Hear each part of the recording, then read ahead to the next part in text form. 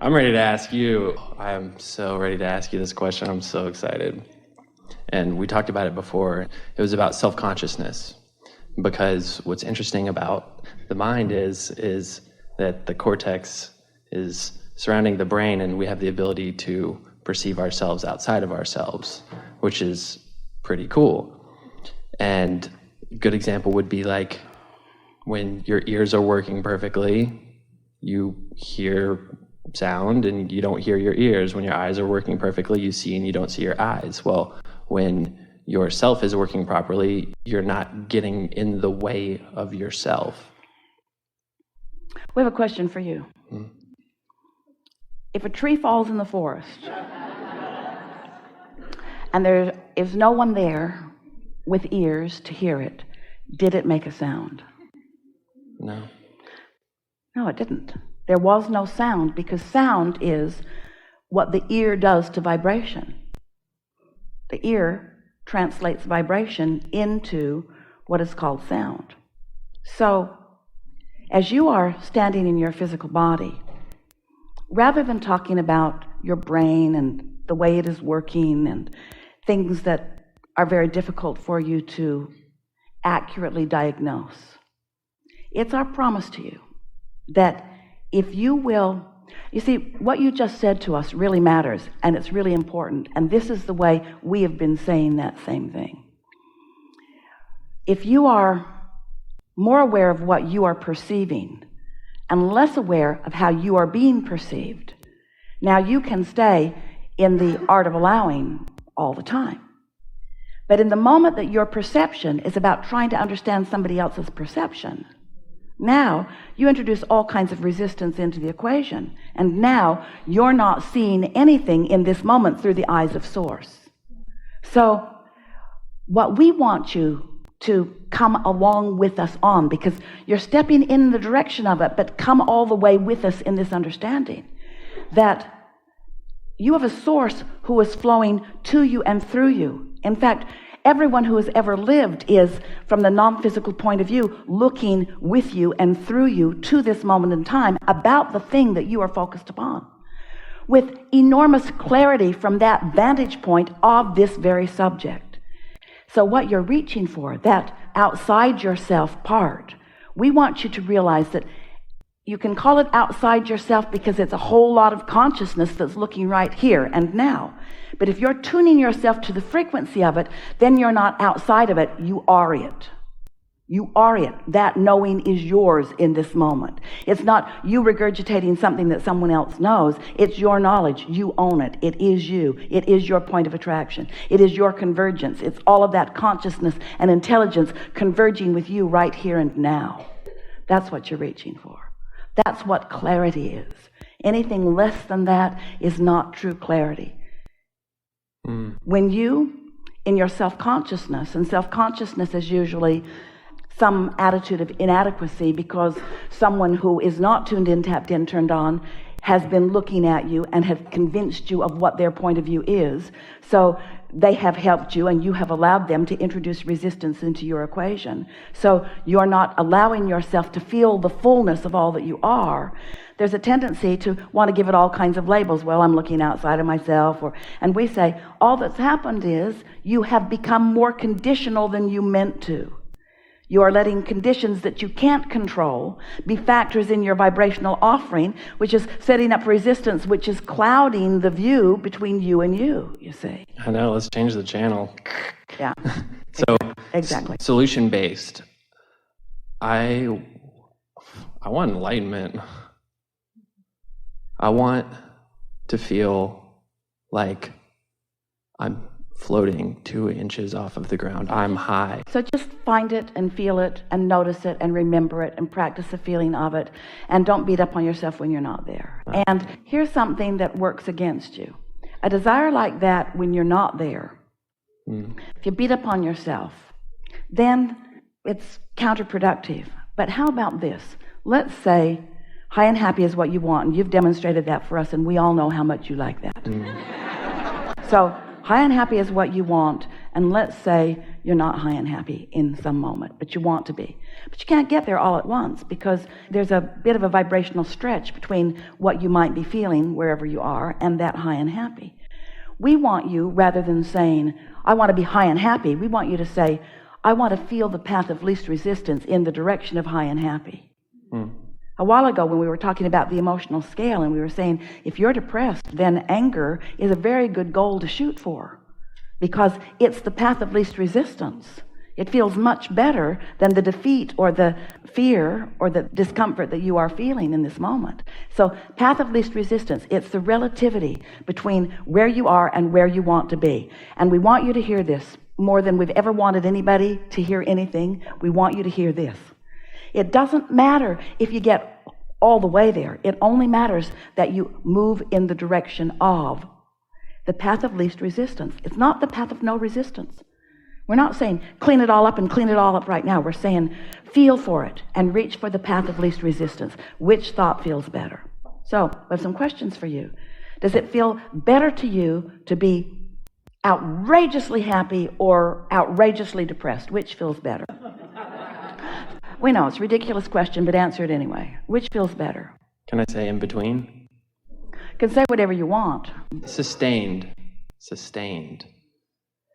So what you're saying is, what are you saying? I don't want to just be like, woo, I'm happy, and then I'm like, well, that was cool. How did I get there? It's like, I want to know how I got there and then get there consciously and be in control of it and maintain it. Well, that's what we want for you too. But how do you get there from where you may be in any point in time?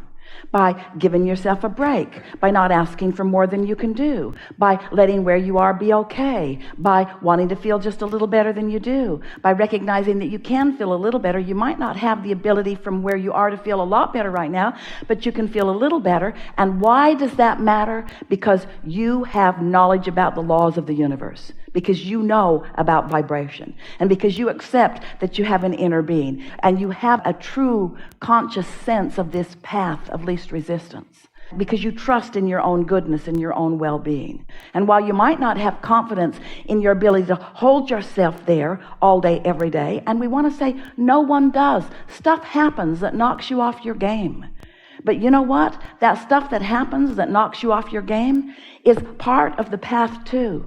Because how are you going to know what you do want unless you have some of what you don't want? You're just molding the clay. No one is holding you to standards of perfection except maybe you. And if you will stop it, you will feel better as you are moving along. Yeah. So you're not trying to tell us that you were faking all that happiness just now, are you? Are you? Are you? It was real, wasn't it? Was it? It was real, wasn't it? You felt true enthusiasm. Were you feeling it?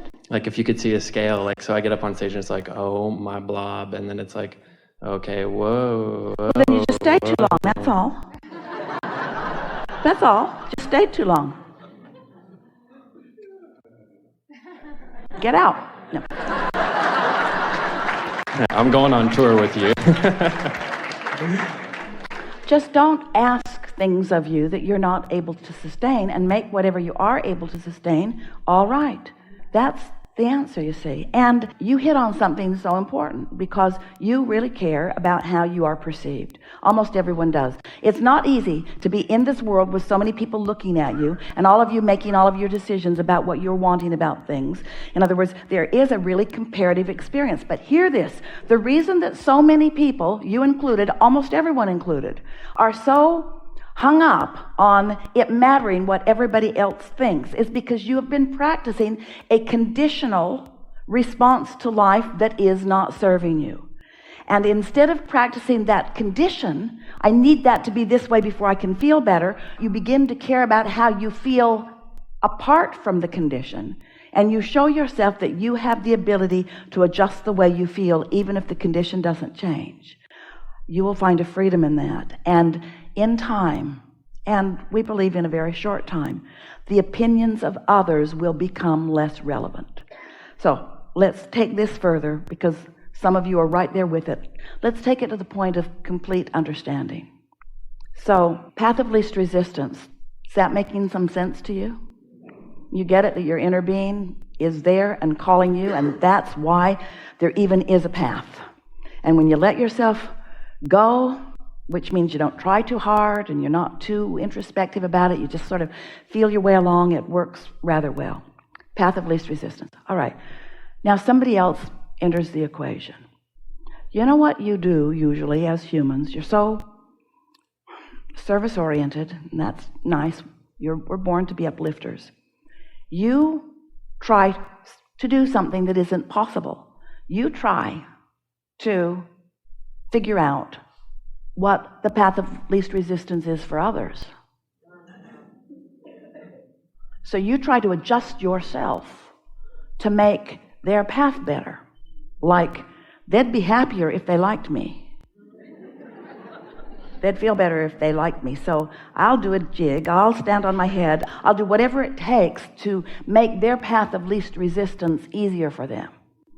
And what happens is, you can't serve two masters. In doing that, you lose your sense of what your path of least resistance is. And so then there's this one and this one and this one and this one, and then pretty soon you're saying they're never satisfied. You become so conscious of how others feel about you.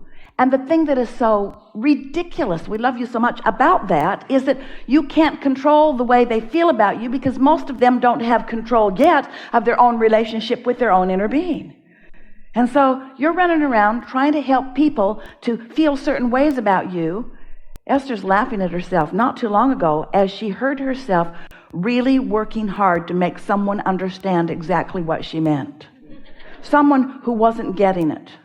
Not even close. She was being so misunderstood. Completely misunderstood. She couldn't believe that she could be so completely misunderstood by someone who had known her for so long. How could they not understand what she meant? And after a little while, she just said, I'm giving this up. I'm giving this up. There are not enough hours in the day or enough years left for either of us for me to convince you. And then she felt freedom right away, because she realized that wasn't her job anyway. That wasn't her job to convince somebody else. And yet that's what most of you are doing. She used to say to Jerry, let's talk about this, because I want to know what you think about this.